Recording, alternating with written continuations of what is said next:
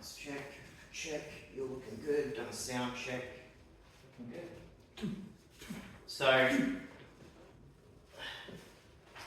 cool. So for this, I've got to make you comfortable and not serious, but also I'm not allowed to put me asking the questions into the interview. So when you answer the questions back, I need you to start them off with almost coming back with the question that was asked. So if I said, what's your favourite colour? You'd say... My favourite colour is, yeah. Exactly, so then I can cut that in with the B-roll and Okay. everything. Cool. You all ready? Yep. I'm alright. Awesome. Alright, thanks for being here, Neil. No worries. So you started off with karate later in your life. Mm-hmm. Can you tell me why you first got into karate? Okay. Why I first got into karate, when I was a kid, I always wanted to do some martial arts of some sort, and get a black belt, get good at it.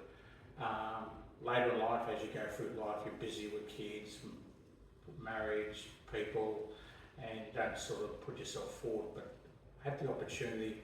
My daughter Jasmine was doing karate, and I had the opportunity of joining her in a family class, and I took that up, started it, and just went along for basically 12 months, and after that I started to get more experience and learn more, and now I'm where I'm at in the karate.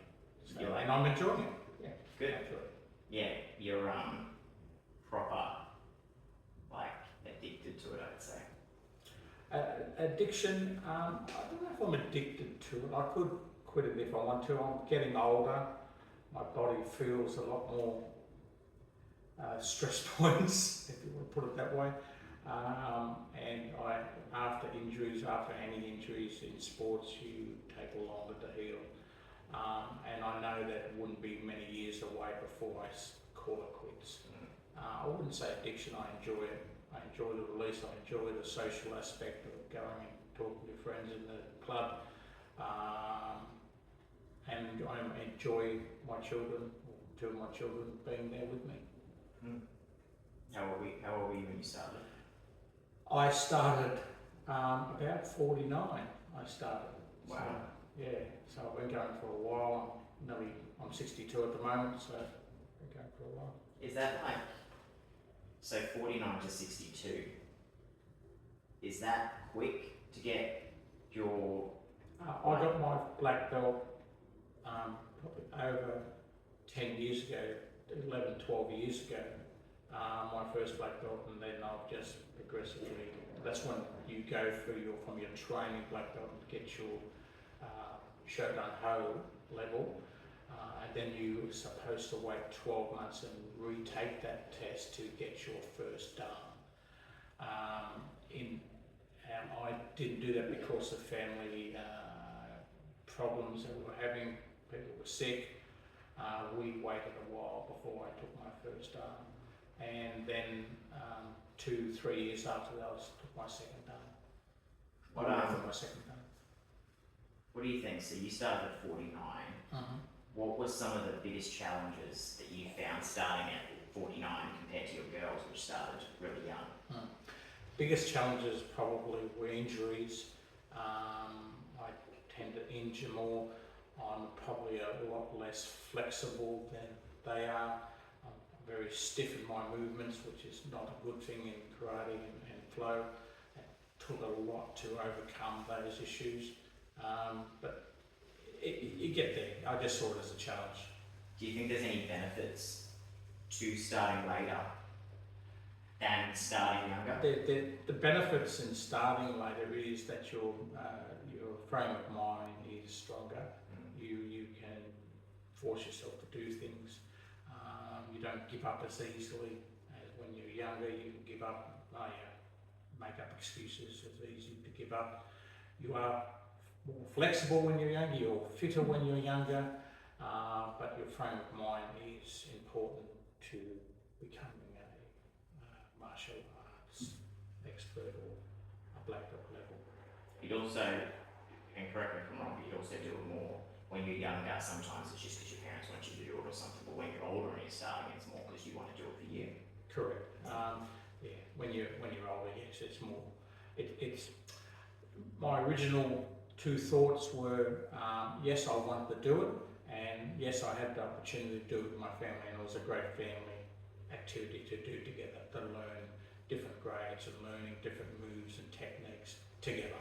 It was very good. I mean, plus also it's like really good for someone who like to start so late and make it to one of the highest levels of karate, and you've done that. Like that must feel really like good that you know that's a hard thing to do. I'll just correct you. It's not the one of the highest levels. There's around the world. There's probably 10th and 11th dan. I think there's even people up at 13th, 14th dan, mainly Japan. 1% of people that start karate get to their black belt level. So it's you know, just getting to the black belt level. Just 1%. It's only 1%. It's not that they're lucky or they were just found it easy. That's just it was their drive. They just didn't give up. So it's 1% of people. It's not physical fitness. It's one is, yes, it is physical fitness, but it's not just physical fitness. It's not just mental. But yes, it takes a mental ability to focus on it. It is don't give up. I would say if anybody's listening to this, just don't give up. That kind of weirdly brings me to my next one, which was, it's obviously a long journey, it's a hard journey. Were there moments that you were like, you know, throwing in the towel, I'm just going to give up? It's funny you say that. I never had that thought process during the whole thing. There was moments in there that I thought, oh my God, I've got to do this again, I've got to do that again, and it concerned me, but I didn't have the thought of, oh, I'm just going to give up, I'm going to throw the towel in. There was one moment when I was going for my brown belt that I accidentally hit one of the bigger black belts in the face, and he hit me back, fair enough. I got knocked to the ground, and the head sensei thought that I would give up then, but I didn't. So it's a matter of not giving up. No, I didn't really think about giving up. Just kept on going. So, could you just say for me, repeat the question of, was there ever a moment you felt? Oh, sorry. Was there ever a moment of me believing that I would give up along the training? There wasn't. Cool. Now, most people know about getting the black belt. It's like the cool thing. You know, people obviously don't know the work that goes into it, but not a lot of people, including myself, didn't know what it means to get your dan, but getting a double dan as well. Could you explain a little bit of what the double dan is, okay, and what it means to you personally? Okay. So what a black belt first dan and second dan means to me is, I'll go back a little bit and talk about what we sort of nicknamed the baby colours. When you start with your karate, you start with white belt, and in Japanese culture, that they say it's a black belt because you just train for a long period of time. Basically, the white belt's got dirty enough to go black. Is that the reason? Yeah, that was originally where it came from, but in karate these days, colours are designed to give them goals to achieve on the way up to a black belt. You train with what they call katas, and they're patterns, organised moves and patterns that you get when you do one kata set of patterns. And you do it successfully, you get your first colour, yellow belt for example. And as you do different katas, you move up the chain up to up and including training black belt. So we'll start training black belt. So you've done probably 9, 10 katas to get up to there. And then you've still got to do all the other katas prior to that, as well as the latest kata. So when you go for your black belt, it's not just about the moves and the patterns that you have to learn to do that. You have to understand what they call the bunkai of the katas. So you have to understand, okay, how can I use that kata to my benefit if somebody is attacking me? The moves of lower blocks, inner blocks, upper blocks, those type of things, outer blocks, all the different blocks, all the different kicks are progressively introduced in each of the katas as they step up. Then when you go for your black belt, you do those katas plus other new katas, and then you can teach. One of the levels is to how do you teach people to learn those katas. And then once you get your black belt, as well as teaching, you practice fighting as well. How do you fight with those katas? How do you survive? And again, don't give up. And then there's levels of black belts. So first dan, second dan, third dan, and so on. And at those different dans, you have different levels of learning. For example, in your second dan, you teach more, you train and teach more people. Third dan, you'll be teaching things, specific things like katas, and teaching sparring, and more about how you teach and what you can learn. So the further up we go, you're still fighting at a third dan. Fourth dan, you may be still fighting in some clubs, but in some clubs, that's when you really start doing things like, if I draw an analogy to university, you're doing your assignments and writing books and things like that on how to do karate. Okay. Is there a big jump from going from your black to your dan and then to your double dan? No, black belt. First black belt was a huge event. You're worn out. They test you. It's not about physically per se. It's more about, we're going to push you to your limit. So if your limit's lower, you're a younger child, or they'll push you to that limit. But if you're older and you're more, you have more mental control, they will push you to your limit. So they'll know what limit to push you to, and they will push you to there. And again, if you go, I've had enough, and walk away, you don't get it. So they've got to tell you it's enough. Yeah.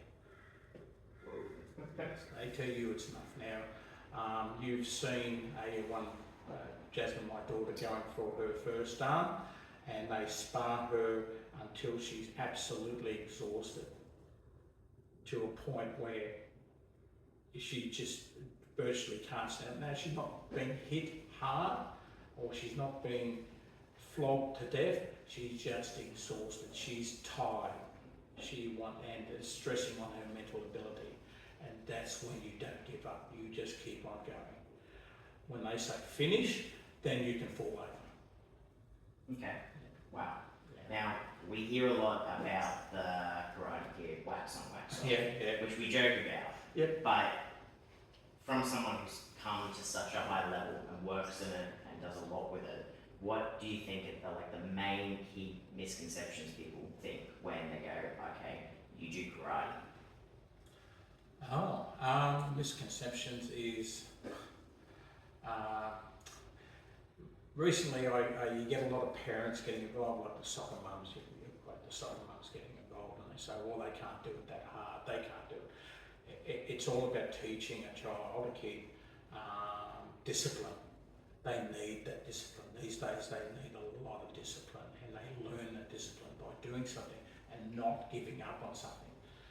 Yes, they can have a rest, they can have an injury, and they will, and they work their way through that, but not to give up. The key thing is not to give up. That's good. And I guess, again, to go back to it, you started at 49, which for a lot of people, when they think 49, they think, that's it, can't teach her. midlife crisis going with tricks, you know. But at 49, you started something that most people can't even comprehend starting, and then you went to a very high level. You said only less than 1%, 1% get to. So my question is, what advice would you give to someone who's feeling right now, watching this, that it's too late to start something new? It's never too late while your heart's beating and you're still alive. We've trained people in wheelchairs. We have a guy that's in our club that's 72, 73, so he's 10 years older than me. He just got his black belt. We have young kids starting at 4 or 5 that are working their way through. So age is not a problem. It's whether you want that enough to continue that process. You just can't give up. I always wanted to do it. I saw the chance of doing it with my family, which was great. I enjoyed doing it with them. But yeah, I don't look for excuses, look for reasons to continue. Would you say karate's more as well? It's clearly a physical sport, but it has, for people that are wanting to do it, it's more about pushing your discipline, as you said, pushing your mental abilities, pushing more kind of what's inside you, rather than being the world's strongest John Wick kind of person. Would you say that? Yeah, it's a lot of mental ability there. And for little kids, it's great. They learn as a game. They learn a lot of games when they're smaller, and hopefully their parents motivate them to continue on. I've seen lots of kids leave, come and go. Sure, you can do that, but it's up to that person to be able to push themselves forward. And you may say that kids have, in their single-digit years, may not have the mental ability to push themselves. That's where they need some parents to say, "It's okay, little Johnny. I'll be there for you. We'll work on it. We'll work on improving you. We'll work on doing that." Don't give your kids reasons to give up once they start something. Otherwise, they'll give up on everything. What about older people? Older people, if they have the desire to do it, and there's people out there. We have a lot of older people in there. It's a good thing, and it's sometimes a bit of a shock to some people. But if they want to continue doing it, like I said, don't give up. Would you be able to just say the sentence about what advice you would give to someone? So if I was giving some people advice, if they're thinking about doing karate, or they've just started karate, or they're sort of halfway through that journey to black belt, my advice is think of reasons to continue, don't give up. Don't think of reasons to quit. Otherwise you'll start to learn you'll teach yourself how to quit things. So yeah, focus on the positives, focus on the reason that you started in the first place, and focus on improving yourself to get to that. Okay. Before we get to the last question, just a personal thing. I've seen you fight, and it's extremely brutal. I'm very impressed with it. It's just it's the mental discipline, as you say, it's just beyond what most people, probably including yourself, thought you were capable of. And you, Jasmine, I don't think I've seen Sabrina fight, but you two, very cool. Thank you. But my last question would be, if you think about your whole journey, is there a moment or a memory in your journey that really stands out to you? And remember to start it with that question. Through the whole journey of, there's lots of different, through the whole journey of getting my black belt and looking at all the different memories, the friends I've made, the challenges I've pushed myself through, I think the biggest thing that made me the happiest was when I first got my black belt. I pushed through a week of being tortured for a week of training, a week of teaching people, a week of then ending with a brutal 12 black belt fight, one after the other, and then not quitting, getting that, and then being handed my first black belt, which is this. That meant a lot to me. Yes. Awesome. Well, I think that's all I need. Okay. So I appreciate it. Thank you. Thank you. Now we can do some harders and some moves, and, you know, just kind of get some B-roll shots. Okay.